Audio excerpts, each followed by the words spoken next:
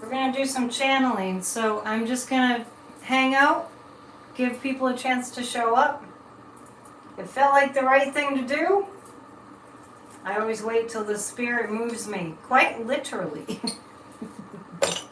I hope you had a good Monday and a good weekend.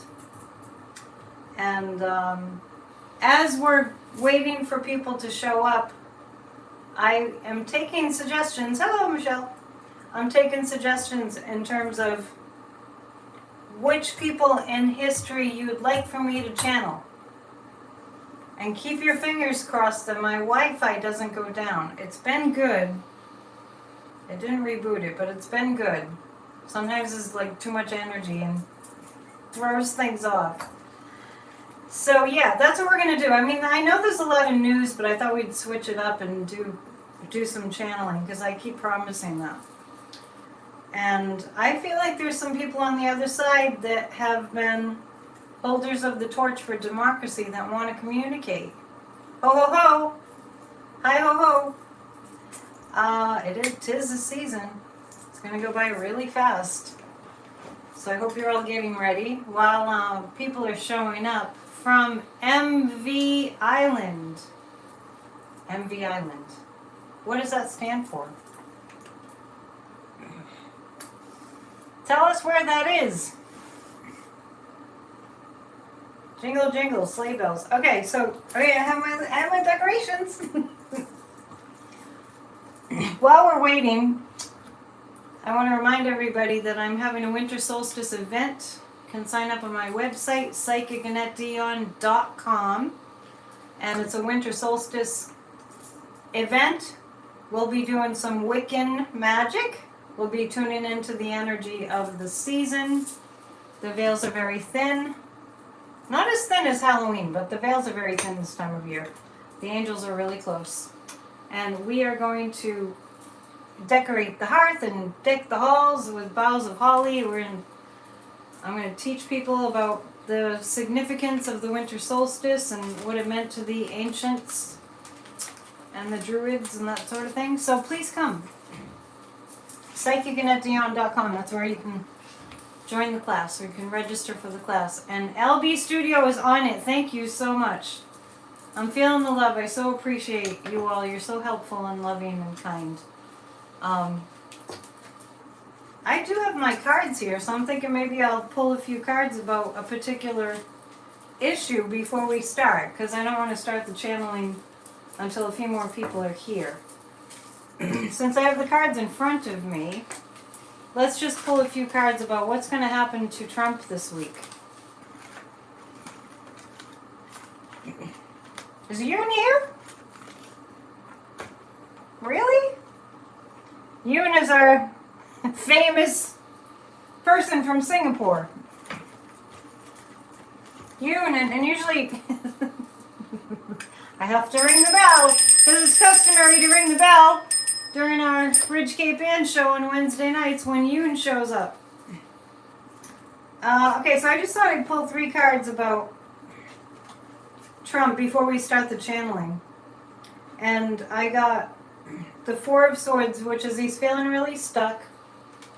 And Temperance, he's just kind of waiting for the law to come down on him. And the Hermit, Trump is feeling very much isolated and alone, which makes him a little crazy. While I was walking today, I got that Abigail Adams wanted to come through, and I don't know a lot about Abigail Adams. She was the mother of John Quincy. I might not have that right.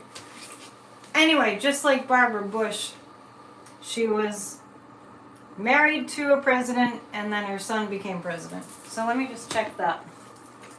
But I don't know why Abigail Adams wants to come through. I'm not really sure. That's why we're here. We're going to find out.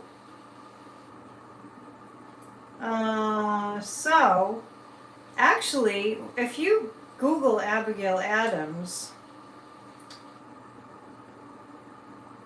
they called her a founder of the United States. So it makes sense that I'm thinking about channeling people that have been part of our history of democracy, and Abigail Adams kept popping into my head. I didn't know she was called the founder of the United States. So let's do that right here in Massachusetts. So she was married to John Adams, and her son was John Quincy Adams. So there you go. Shall we get started? Anyway, I just pulled 3 cards about Trump if you're just showing up just while we were just waiting for people. And I got the Hermit and Temperance and the Four of Swords, if any of you read cards, which indicates that he's feeling in a stuck place. And the Hermit is he's feeling isolated, which is making him quite crazy. And the Temperance means he's just kind of waiting to see what's going to happen. So, yes, Trump actually did say we should just throw out our United States Constitution. No wonder our ancestors want to talk to us. So let's get started. I'm going to just hope and pray that my Wi-Fi stays going, because if I close my eyes, I can't tell.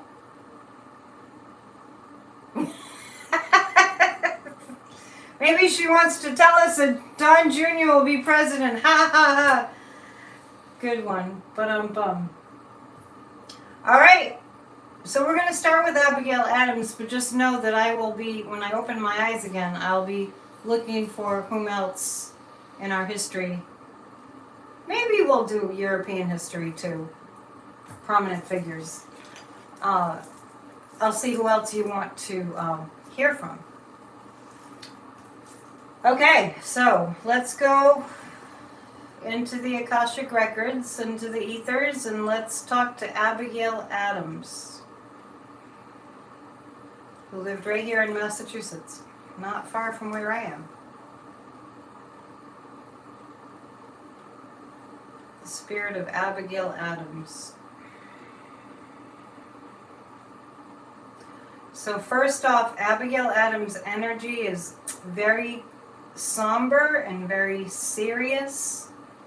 Abigail Adams feels like she was a very much mature person for her age. She's just said, well, you know, we didn't live that long in those days. Okay. So I'm not sure how long she lived, but there's a soberness, there's a sobriety to Abigail Adams. As she recognized, she's like showing me, it's like when you first start building a worthy ship, when you first begin to build a ship, at the very beginning you don't know how it's going to turn out, if it's going to be able to be a good seafaring ship. So Abigail Adams is showing me that when she was here, the founder of the United States, married to John, she felt as though they didn't know if the ship that they were building at the very beginning stages was going to be seaworthy. So she's using that as a metaphor for democracy. They just had to go out into the storm and see if it would work. And she's saying, you've done pretty good so far. United States democracy has done pretty good so far. A lot of storms. There are a lot of storms, which brings to mind to me storming the Capitol. A lot of storms. So let's ask Abigail for some advice. Can you give us some advice? So Abigail Adams is saying, it's like reading a book. You can be a good reader of a book, or you can be a very distracted reader of a book. But the person who's going to gain the most wisdom is the one that can sit and take in the meaning of the words in the book. Well, what do you mean, Abigail? It requires quiet focus. To save democracy, we need quiet focus. We need to take it more seriously.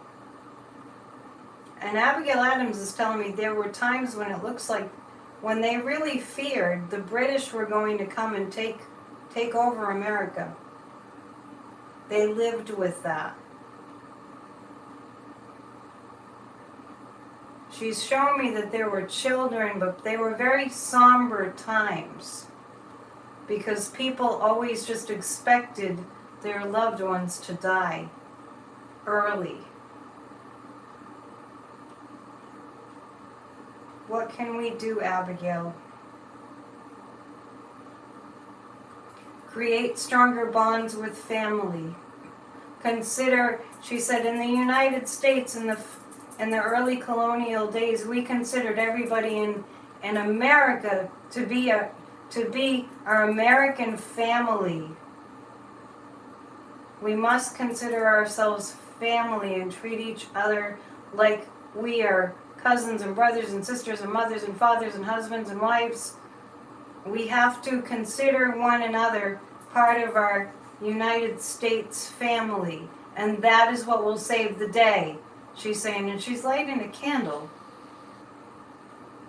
For some reason, she's lighting a candle. You have to light a candle to find your way. That's how we lived. We knew when we were in the dark, we had to light a candle to find our way. The candle is being lit on many fronts, and we will, she's saying, you will find your way. But don't let the candle go out, and we will help you. Tend to the flame. Tend to the flame, tend to the hearth, tend to the fire, and all will be well. It is done. Thank you. That was Abigail Adams. I don't know much about her life. So just to recap what I remember, Abigail Adams was speaking of holding our focus. Like if we're reading a book, we hold our focus. And we can be a distracted reader, or we can really hold our focus on the task at hand. When it comes to democracy, they always had this fear that the British were going to come and take away their freedom. So even in those times, they lived with that in the back of their minds, always. And Abigail Adams was speaking to the need to light the candle and to hold the candle, but most importantly was to tend to the flame. And she spoke of democracy at its beginning stages as being like a metaphor of and back in those days they were building ships all the time. So she compared building democracy at the early stages to building a ship. And at the very start, you know that you want to build a seaworthy ship, and that's what democracy was to them, was like building a ship that could really, withstand the beating, the battering of the waves and the storm. So that's what she was comparing starting democracy to, making it very clear too during those times. It was very sobering and serious because it really just felt like they didn't take their lives for granted because people were always dying around them. So that's Abigail.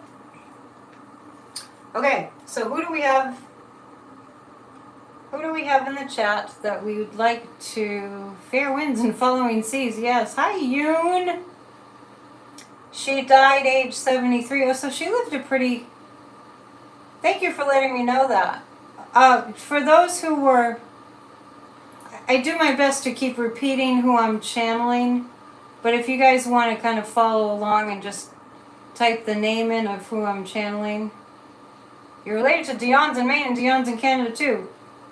Oh my gosh, we might be related, Cheryl Clark, because I think my cousins did the family tree and found that we're related to Celine Dion too. So, okay, so I feel like we want to, I'll just go with who's popping in. I feel like we want to, of course, talk to, Quincy. I used to play piano for a Methodist church in Quincy. It took about 45 minutes, 50 minutes to get there.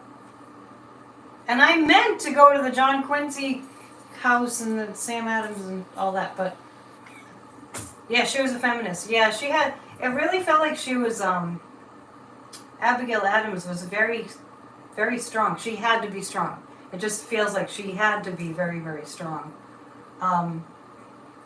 Yeah, Quincy's a nice place. It's right outside of Boston. It's part of Boston, really. Okay, George Washington. So yeah, if for the other viewers, if somebody wants to just intermittently post who's being channeled, we're going to tap into George Washington. All right, so far so good with the Wi-Fi. I got the word Potomac just right away. George Washington, the Potomac. Okay. Oh, George Washington says, I was there the day of the insurrection, referring to January 6, 2021. His spirit was there. And he's saying, I wasn't the only one who was there. The founding fathers were present at the January 6th insurrection. Their energy was, he's showing me Abe Lincoln. Wow. They were there.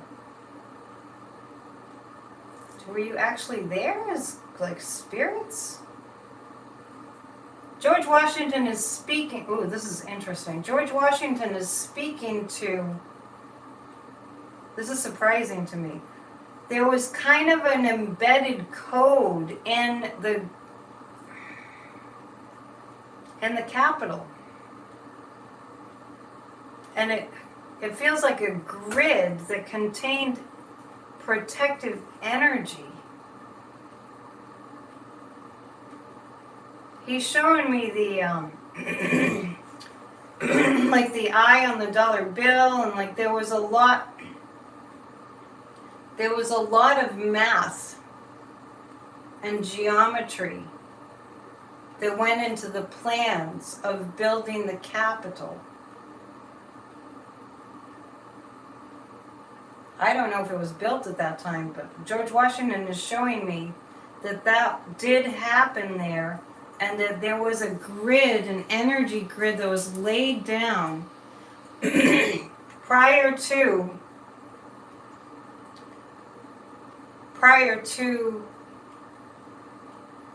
Abraham Lincoln.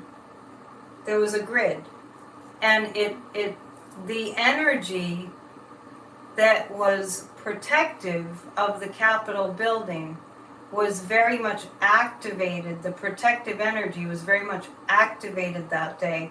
And George Washington is showing me the insurrectionists being thrown off by it, almost like losing their way, like a whale in the ocean would lose its way if its communication was intercepted somehow, interfered with. And so George Washington is showing me the communications were intercepted by this energy grid, the dynamics of that. And he's just saying, and that's why it didn't work. But they protected the Capitol for us. And he's just saying it should have worked. It should have worked. They should have been able to do it. Don't you see? Don't you see there was something else going on there? George Washington is showing me that there was something else going on. That was the unseen world was at work making sure that we didn't lose our democracy. And they set up an energy grid. The founding fathers, the people they associated with, knew about the science of the geometry. They set up a grid that it wouldn't collapse. And he's saying, and there you have it. Now you know. So let's ask George Washington how we can continue to protect it. He's saying with sound. He's saying every time music is played in the Capitol, like with the military bands, that activates the energy. It's good for there to be music there. he's saying when 9/11 happened and the Republicans and Democrats sang on the steps of the Capitol together, that activated the energy too. Positive sound waves, and he's saying the positive sound waves can even be sent by our energy, just thinking about the sound, healing sound, activating that grid. There's much to be known about that geometric, that work, setting down energy grids. There's much to be known. There are many mysteries in those buildings. There are mysteries in the Capitol building, in the Pentagon, and in the White House. Mostly the Capitol and the Pentagon. Don't give up hope. George Washington is saying is don't give up hope. Because that optimism and that anticipating for good to happen and for democracy to continue is what kept it continuing. Don't let the naysayers drag you down. To keep our democracy, George Washington says, you have to keep optimism and hope alive, because that is what democracy is built on. An agreement with the people to keep the optimism and the hope of human rights and freedom alive. We have to always view it with optimism. Pessimism is the enemy of democracy. Always striving, always building, always pushing forward with a vision of freedom for all and justice.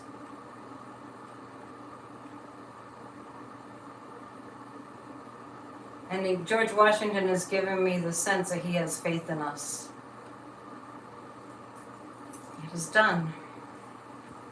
Does anybody know anything about that? Because right now I'm like, what? I don't know, but I'm going to do some deep diving. Anyway, that's what George Washington had for us tonight. Get out! Glenn Bird! Really? No idea. That really... I know about ley lines, but I didn't know that they knew about that stuff. Labor to keep alive in your breast that little spark of celestial fire called conscience. That's an alignment. That fits what I was picking up. Glenn, we'll have to do a deep dive into that. Yeah, I kept getting the Masons. Like, I know so little about... Yeah, sacred... It felt like sacred geometry. I mean, I was kind of blown away by that. Because I could feel the energy of this geometric grid that they laid actually... It scrambled the insurrectionists. It scrambled things. Do we know about that? That their communications got disrupted? It's very old. It was very old. Really? Gettysburg is located on ley lines? Interesting. Huh. Well, there you have it. Who knew? I need a drink of water. That was crazy. Okay, who else should we tap into? How about Abraham? We need to talk to Abe. We need to talk to Honest Abe. Yes, we're doing a special channeling tonight. You know, on the heels of the election, you're heading into the Georgia election. How about channeling Socrates? Well, see, what we're doing... Yeah, well, maybe Socrates. He's considered the father of democracy.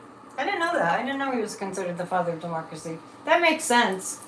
And was forced to drink hemlock after pointing out the tyranny of the majority. Okay. Abraham Lincoln. Let's do that, okay? Thanks for hitting the thumbs up. I appreciate it. Please hit the thumbs up. Yeah, so we're channeling. So we're going into, you know, and like this time that we're in, December 5th to December 6th, subconsciously, Raphael Warnock, or maybe consciously, Raphael Warnock got elected as a senator, along with John Ossoff, got elected on January 5th. So here we are, in the heat of the moment, you know, the night before the runoff election in Georgia, where Raphael Warnock really needs to take it away in a landslide, and millions of people have gone out to vote. I don't know how many million by now, but it's December 5th, heading into December 6th. So there's a kind of a subliminal, like, oh, we're kind of nervous sort of energy going on. So that's kind of why we're doing this, too. 1.8 million. Yeah, it's going to be beyond that soon. Okay, let's talk to Abraham Lincoln. Look, I just have to say, it's so funny that I went, let's talk to Abraham Lincoln, and you can't see the arms of my chair, but I just took this position just like Abe Lincoln, the statue. That's funny. Okay, well, that gets us ready.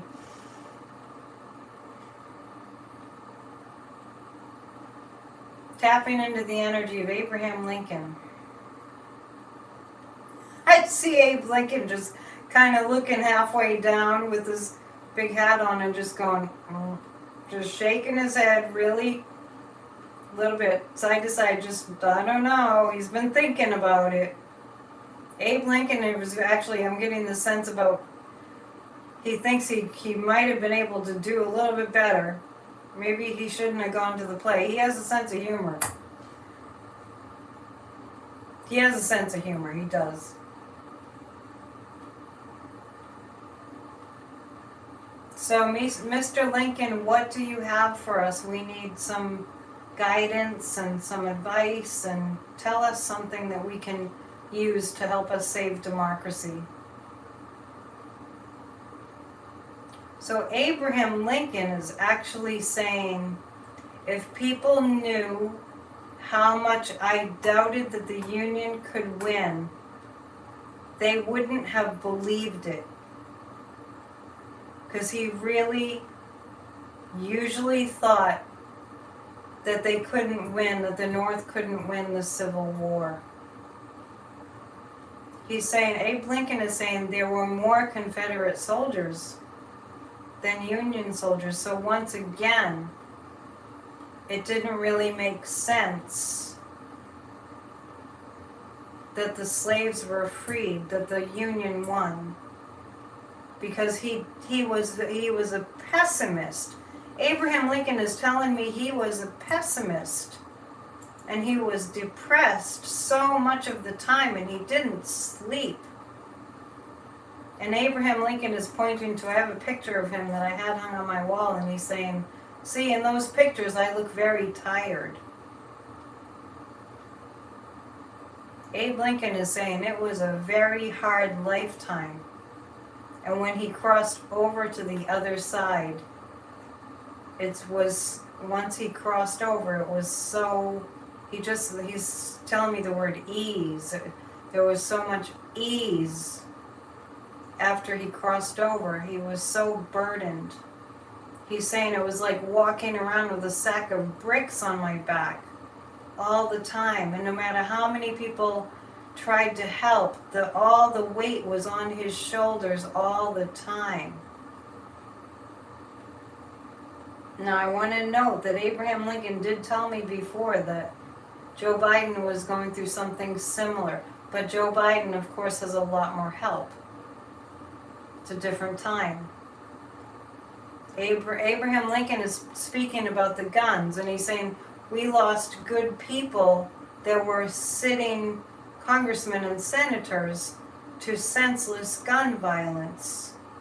We must do something about that. I was a victim of gun violence. We must do something about Abraham Lincoln is very concerned about gun violence. So I'm asking Abe Lincoln now if he can help us, if he can lead the way to shutting down gun violence.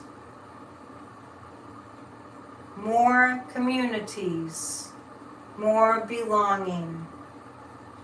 Like Abigail Adams said,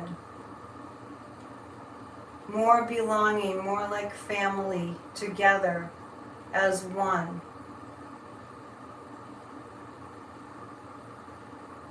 Together as one, many as one.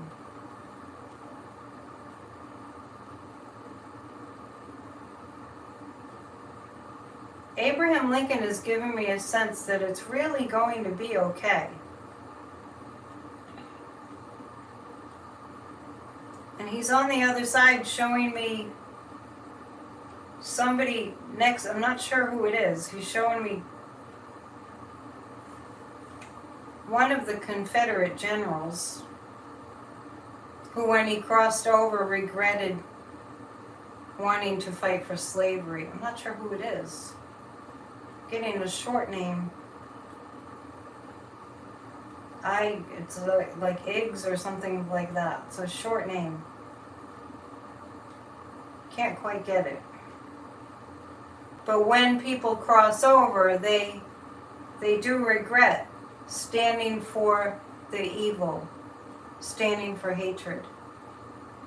But they can get the message while they're here. And there are many souls that are here now in the earthly plane that are open to changing, but there's no opportunity for them to change, so they join what's there, the negativity.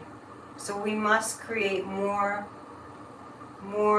places for positivity, pods of positivity, places for people to go. And he's saying that is what we did. We ate together. We broke bread together. And Abraham Lincoln has given me a sense he was a very, very pious religious man. And he's showing me that he's with his wife, Abraham Lincoln, and he doesn't feel like he's incarnated again. He's guided the country from the other side since his assassination. We must do something about guns. We must form communities. It is good. And he just gave me the sense that Raphael Warnock would win.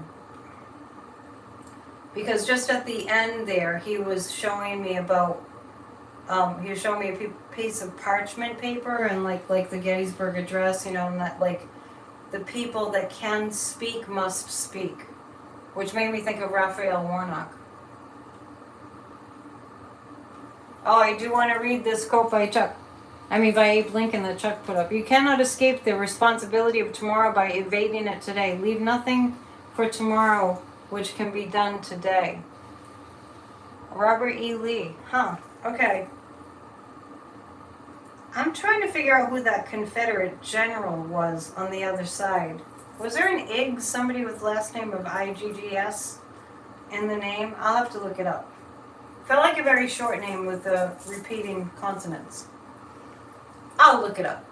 Okay. Wow. He was really about, talking about gun violence makes sense. Abraham Lincoln, we have to do something, but he was speaking to like pods of communities where people felt like they belong. It's almost like he attributed all this gun violence to people not having a place where they belong. Sad, really. Okay. Who else? I feel George H.W. Bush, so let's move up in history a little bit, and let's go to George H.W. Bush. He left us about, 10 years ago? I'm not really sure. You can look that up for me. So we're going to go talk to George H.W. Bush. I was right up by Kennebunkport last night. They had a place in Kennebunkport, Maine. Yes, and lots of bright light to Raphael Warnock. Abe Lincoln told me he's going to win. And it was about his skills as being an orator. And after I tap into George H.W. Bush, we will also tap into Martin Luther King. Okay, let's do that. We're going to talk to George H.W. Bush. I can see his smiling face. He's saying, I was a real Texan. George H.W. Bush. Couldn't help it. I was born a real Texan. I couldn't help being into the tough man and the oil and oil rigs and the oil fields and all that stuff. He was so happy when Barbara came to join him on the other side, George H.W. Bush. George seems a little concerned about his son, George W. Seems to be telling me that George W. suffers from a little bit of depression and maybe getting a little bit of dementia. And George H.W. Bush is telling me how much the family really, they had a very, very strong family. They had a very loving family. He really loved this country. He's showing me about how he would jump out of an airplane every birthday. It's kind of funny. He's saying, I don't know why I did it. It was kind of scary every time.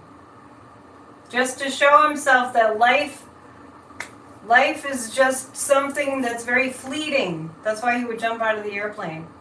So George H.W. Bush, tell me what you have to say to us about democracy. Oh, George H.W. Bush is saying it's starkly different from when he was president. And George H.W. Bush is saying he's really pointing to the Republican Party having been taken over. And it's serious. But George H.W. Bush is saying the more people that become aware of what's happening, the better positioned we'll be to put an end to this fascist movement that's encroaching upon the United States. He's pointing to it being kind of fast. And he's pointing to, George H.W. Bush is pointing to pushing back, pushing back, pushing back. We have to push back. We have to push back. We have to pay attention. We have to push back. He's saying fascism has been here for ages. People have always had to push back. Now he's pointing to Iran. George H.W. Bush is pointing to Iran.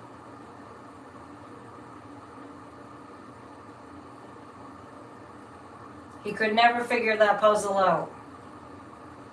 George H.W. Bush is saying he could never figure out that puzzle of the Middle East. It was so complicated, what was happening there. He's pointing to Iran, that there's a solution for Iran. George H.W. Bush is telling me that regime in Iran is going to fall sooner than you think, he's saying. So he's talking about world situations. He never liked Putin. Never liked Putin. Never liked Putin. And he's saying his days are numbered. Putin's days are numbered. The stronger the United States is in democracy, the less war there'll be in other countries. It's a ripple effect. And George H.W. Bush is very fatherly. He feels like he wants to be like a paternal energy for this country. And he's saying he's not the only one. There are others that are playing that role too. He's pointing to Elijah Cummings. I don't know if they knew each other. They might have. And he's telling me now, talk to John Lewis tonight. Okay, we will. Anything else for us? Stay strong, you're strong. He's acknowledging that we are strong. And he's proud of our strength. And he's going to help us to stay strong. George H.W. Bush. Thank you, George.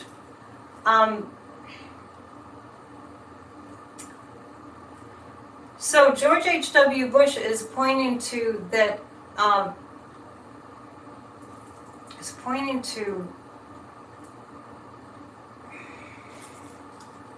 hang on.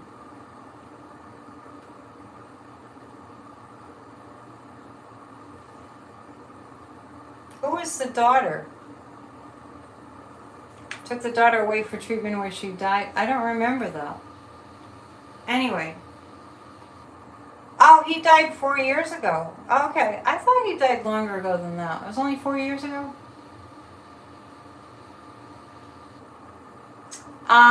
No, I didn't know about the sister. Let me think. He was speaking to the love of the family. Very much so. That was a very, very strong message. Thank you, Annalie. Yeah, smash the thumbs up. Thank you. He did a lot of cocaine back in the day. George Sr. was a legit. Oh, okay. So that explains. Now I have to remember what I channeled. I'm sort of recapping in my head. Okay, so yeah, so George Bush Sr. was speaking about George W. Jr. I didn't know that he did a lot of cocaine. But that so W was suffering from some depression and a little dementia. So I don't know if cocaine use would contribute to that. I'll probably do JFK in a bit. It seems like George H.W. was pointing to Elijah Cummings and John Lewis, that we need to talk to them tonight too. But one thing I just have to really point out is it's starkly different. George H.W. was saying it's starkly different in America right now. The Republican Party is something else. It's not the Republican Party, it's something else. He kept emphasizing that. Don't be fooled. Push back. The Republican Party is not the Republican Party. It's something else. It's a fascist movement. I feel like I have to keep saying that over and over. It's a fascist movement. It's not a Republican Party. It's a fascist movement. Wow. You drove through Kennebunkport? I know, it's really pretty up there. I was there last night. I had dinner. My sisters took me to dinner for my upcoming birthday, which was really fun. And it was so pretty at night with all the lights and everything. I was in Ogunquit, but right in the same area. Right on the coast. The first thing George H.W. said, which I didn't say, was it was beautiful country up in Kennebunkport. Beautiful country. It's a fascist movement. It's not the Republican Party. We really have to pass the word along about that. From President Eisenhower. Okay, we'll see what we can do. Elijah Cummings. Let's talk to Elijah Cummings. I didn't really know. Yeah, mine is too. I didn't really know too much about Elijah Cummings. But Elijah Cummings is the one who said to Michael Cohen, when you're dancing with the angels, he was like, come on, man, when you're dancing with the angels, they ask you, what did you do to save democracy? What are you going to say? That brought him right in. Elijah Cummings. Elijah Cummings. Big smile from Elijah Cummings. Big smile. He's proud of our group, Grassroots of Democracy. I love it. That's where it starts. He's saying something about like that. It starts at the grassroots. It starts at the grassroots. It always has. Everything that's made a change always has started at that level. Now Elijah Cummings is actually pointing to the troublemakers, like these domestic groups. He's pointing to the troublemakers as a bunch of like thugs, like gang members. It's a bunch of gangs. Elijah Cummings is kind of giving me a sense that he knew a lot about gangs in his life. It's a bunch of gang members, a bunch of gangs. How do you break up a gang, Elijah Cummings? You take away their ammunition. Then they can't hurt anyone anymore. Let's, Elijah, what do you have to say about what happened in North Carolina with them shooting out the power structure, the electricity? Those boys are up to no good. You're saying they're up to no good. Those boys are up to no good, and they are boys. They are boys. They're hoodlums. Okay, Elijah Cummings, what are we to do? He's saying most of them can't be rehabilitated. Most of the extremist terrorists in this country cannot be rehabilitated. They can be redirected. Redirected where? He's actually saying back into society. Won't that be harmful? Redirect, redirect, redirect. These organizations need to be redirected. They're like fallen angels. Well, what can we do about it, Elijah? They're looking for attention. These terrorist groups are looking for attention. When they get attention, it brings them out in greater numbers. We must give them less attention. Elijah, what do you have to say about Donald Trump? Same thing. He said same thing. Same thing. He's weakening. Donald Trump is weakening. He's getting weak, physically weak. Elijah Cummings is giving me the sense that they're working on it from the other side. They're taking away his energy. They're taking away Donald Trump's energy, and that's why he's sputtering. He's like a firework that's sputtering out. Donald Trump is like a firework, just like a flash, sputtering out, like ashes sputtering out, like embers just sputtering out. He's out of energy. Notice he hasn't had any more rallies. The ultimate nail in the coffin, metaphorically speaking, for Donald Trump was when he said, we need to get rid of the Constitution. That Elijah Cummings is giving me the sense that, like on the spirit plane, all their ears perked up, all those that have carried the torch for democracy that are on the other side, they all kind of like, it was kind of like, attention! He said it, like Donald Trump said the words that should never be spoken in this country, to toss out the Constitution, and it really got everybody on high alert on the spirit plane. And Elijah Cummings is giving me the sense that we have to link up with those on the spiritual plane, and they will help us to strengthen our Constitution. When Donald Trump said that, it was a call for us to strengthen our Constitution. He didn't know he was doing it, but that will be the end result if we all pay attention and take it very seriously. There are a lot of hacks. Elijah Cummings saying there's a lot of hacks in our government. There are a lot of hacks. The Republican Party, he's calling them a bunch of hacks. George H.W. was calling them like fascists. Something else other than a Republican Party. And Elijah is saying he had to deal with this too. There was a lot of this coming at him. But he had a lot of love around him. He said, I made sure of that. Made sure he had a lot of love around him. And John Lewis is the same thing. Same thing for John Lewis. Made sure he had a lot of love around him. He's saying, hug your brothers.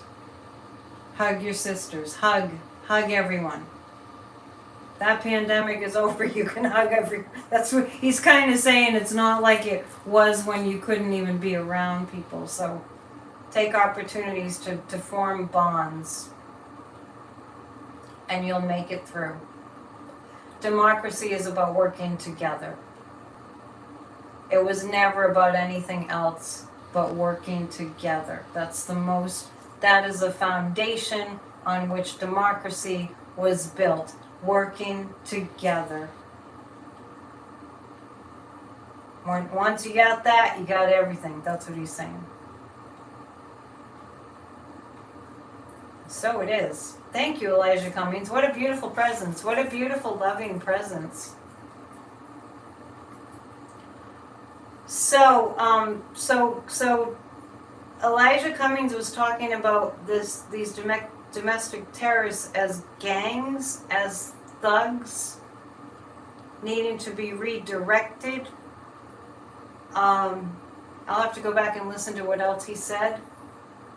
But it's democracy is about working together. We really need that. I have to pause to read Chuck's quotes. The dirty secret of fascism is that its appeal is not rational. It is therefore impervious to rational argument. You cannot talk someone out of a feeling of hatred. Yeah, well, he was saying redirect. For them to redirect. Okay, so I'm taking suggestions. I can't do everybody, but Elijah Cummings was an amazing man. We have to do our part and not be afraid to speak up when we hear such awful things. Definitely. Yeah, they're great people, right? John Lewis will be next. Because Elijah was pointing to John Lewis, who was friends with Raphael Warnock, too. So yes, we must. Thank you for hitting the thumbs up. I appreciate it.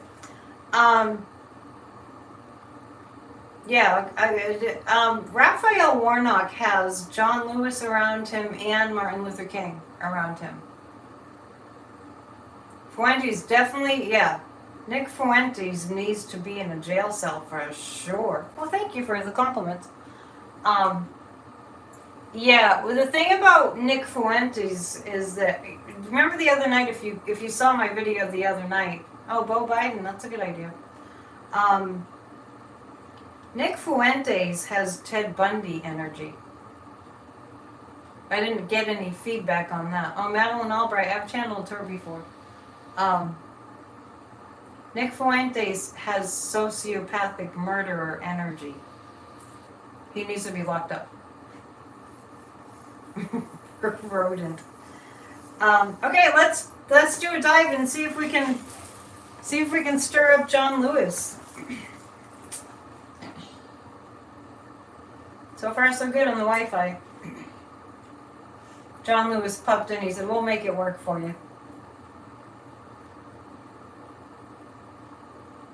John Lewis right away is giving me. First time seeing green. I'm seeing a lot of green energy, which is love, heart chakra. Okay, and then John Lewis said he really misses a lot of people on the earthly plane. He's with them, but he misses them seeing him in the physical. But he was very ill at the end, and he was pretending that he wasn't, but he was very ill at the end. He hid it as best. He hid being ill as best he could. John Lewis is actually telling me about, he used to have very bad headaches. Well, he got his head bashed in by the police in Alabama. John Lewis is showing me some really strong concern. And he's mostly concerned about how much compassion is lacking. And that John Lewis is saying compassion doesn't have to be lacking. We have to practice compassion. We have to, if we're aware of it, we have to practice it more. Go the extra mile. John Lewis is saying, go the extra mile with compassion. You know, think about, okay, how can I be compassionate here? And John Lewis is saying, you know, around this time is a really good time to practice that. Showing compassion. He's very concerned about the lack of compassion for those who have less, for those who are suffering. And he knew when, in this earthly life, he knew that was so important. Now, John Lewis is pointing to Ron DeSantis. Let's ask him why.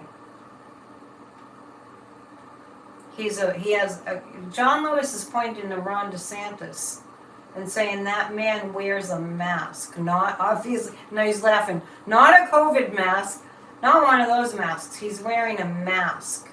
What's beneath that Ron DeSantis' face is very dark, is very lost, is very deeply sad. And that is the kind of wealth that you don't want. Ron DeSantis, you want to run away from that kind of thing. Run away from that kind of thing. Just being a shell of a person. That is not good. So John Lewis is pointing to Ron DeSantis and pointing to what he's done to suppress the vote. John Lewis is going to make sure it's found out. It's revealed. Now John Lewis is pointing to Merrick Garland, making a connection. The DOJ is investigating, he's saying, it's investigating the redistricting, changing the maps in Florida. John Lewis is pointing to, it was impossible for so many Democrats to vote in Florida. And he's really you don't get upset on the spirit plane, but he's showing me, he's emphasizing that's really upsetting to our democracy. And now he's pointing to Uvalde, and he's making some kind of a connection with guns in Florida and Uvalde. I'm not really sure if he's just giving me a blanket idea of what we have to address.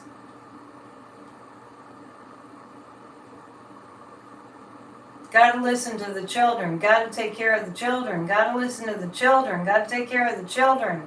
How can we be forgetting the children? Got to take care of the children. John Lewis is saying we need to help the children. Don't ignore the children. These minorities are struggling. We can make this happen. We can help. John Lewis is talking about bringing the black communities together to be stronger together, that bonding together with one another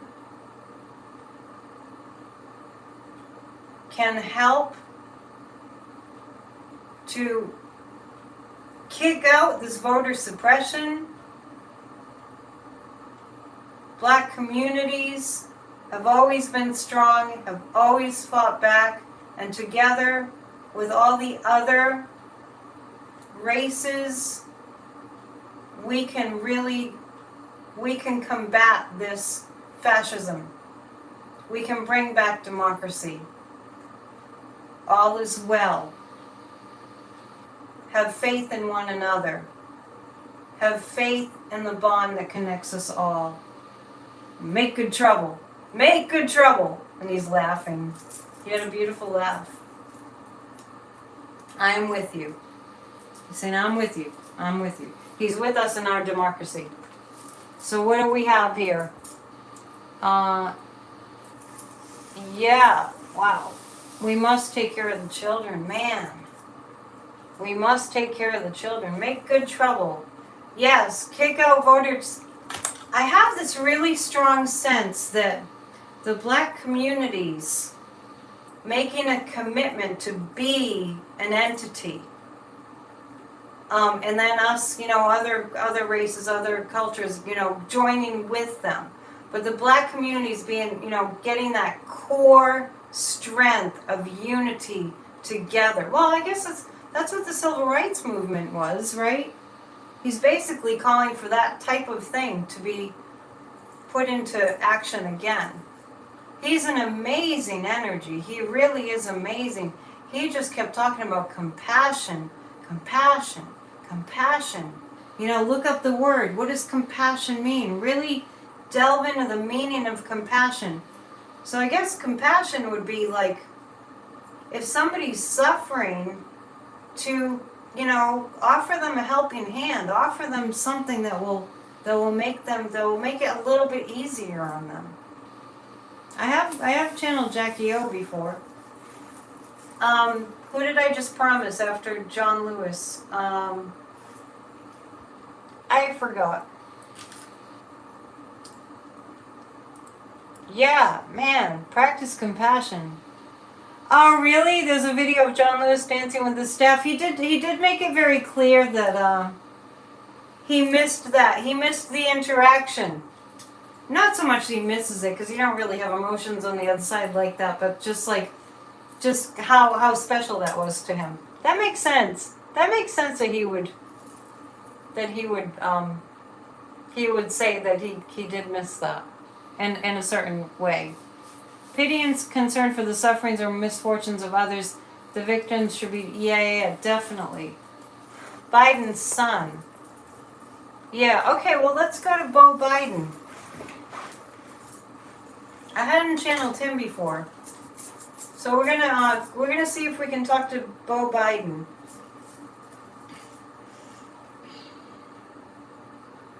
It's funny because I get the sense about Beau Biden almost like he's still here in the physical. But he's making it very clear to me that he's with his mother, his birth mother, who died in the car crash. And he's making it very clear to me that they're all together protecting Hunter. They helped Hunter to not die from a drug overdose. Now, Beau was still here when Hunter was a bad drug addict, when he was an active drug addict.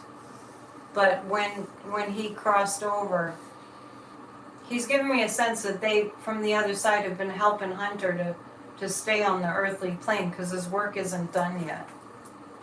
So I'm asking Beau Biden now about his brother Hunter.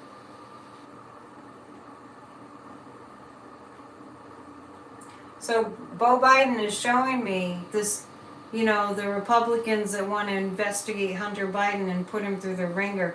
They're not going to let that happen either. The Biden family that's on the other side, the part of the Biden family that's on the spirit plane, they're not going. He's showing me they're going to put a wedge in it. They're going to put a roadblock, and it will be because it's not legit. The investigations are not legit. They're protecting Hunter. And Beau Biden, I feel like he's giving me he's rolling his eyes, kind of, like the lengths that these Republicans will go to. And he's also saying they're not Republicans, they're something else. Almost, it's interesting because Beau Biden is showing me this Republican Party as if they are like an alien. They're acting in ways that are inhuman. And Beau really helps Joe Biden to be to have this veneer of very strong, like a shield, like a knight with a shield with a coat of armor on, knight in shining armor. Beau Biden is showing me Joe Biden as a knight in shining armor. Energetically, they have put a force field around him. And he's saying it's around Kamala too. Beau Biden is protecting Kamala too. They were friends in this life. So Beau, do you want to give us any insight on your dad, what's going on? His dad lays awake many nights. So Beau Biden is saying, my dad's in good health. He's in good shape for the age that he's at. He's a young 80. And we keep him going. From the other side, they keep him going. They keep him revved up energetically. We're good. Beau Biden is giving me a sense that we're going to be okay. And these trying times are bringing people together. And we haven't seen it to the degree that we will see it. But Americans are going to come together. Beau Biden is sure of that. And he showed me Archangel Michael. That he's very close to Archangel Michael on the other side. Beau Biden is, and there are legions of angels that are helping the people in government to fight this evil that's been coming at us. And Beau is actually saying when you visualize that, it does work. So he's encouraging us to keep meditating and visualizing. He came to peace with his passing, with his death. He said, I didn't regret going to fight the war in the Middle East. I did what I felt was right. And Beau is saying, I love this country so much, and my father instilled that in me. At a certain point, it's all about service. And he got that on the other side. It's all about service, and he felt good that he had served. Beau Biden is like, enjoy yourself, have a good time. Like John Lewis dancing, have a good time. He's smiling, big smile. He's saying, I have faith in you all. I have faith in you. And so be it. That's Beau Biden. Nice energy. Nice energy. Okay, so who else did I promise?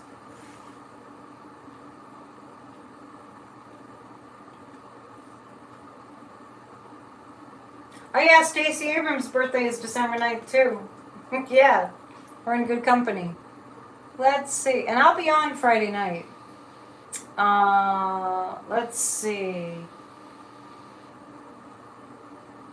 Hunter almost died in the car crash. Oh, okay, yeah. Oh, I didn't know that Promise Me Dad was a book. Thanks for the info. Today you gave money to a homeless older man with his dog. It was so sad. Well, I'm sure you made him happy. Compassion is love in action. This group is so enlightened. Not that you're not always an enlightened group, but there's a lot of love in the room. As we ascend the social ladder, viciousness wears a thicker mask. Yeah.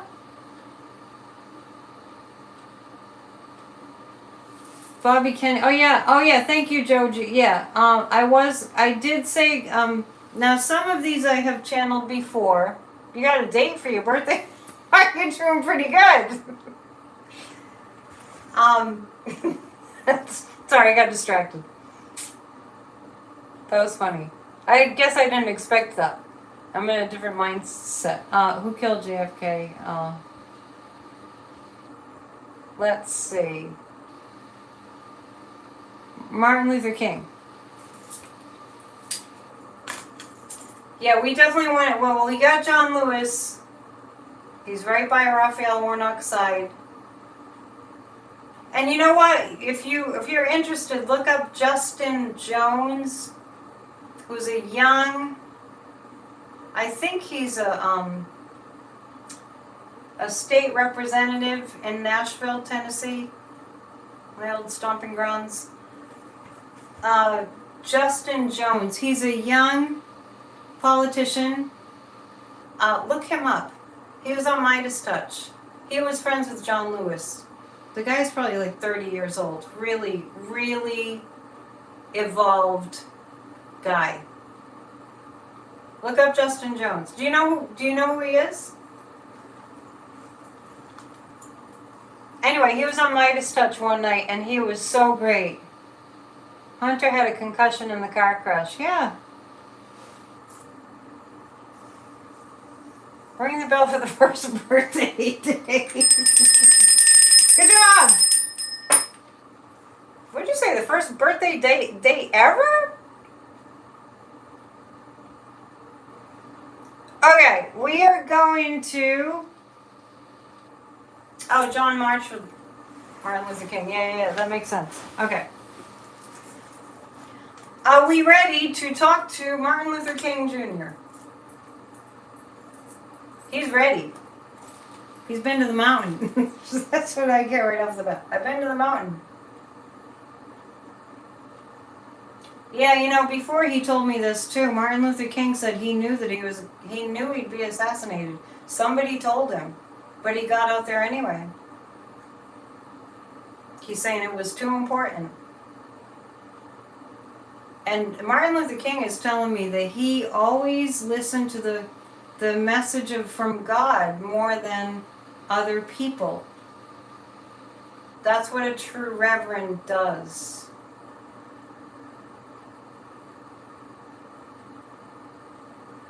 So, Reverend Martin Luther King, what do you have to tell us about this race, this runoff race in Georgia?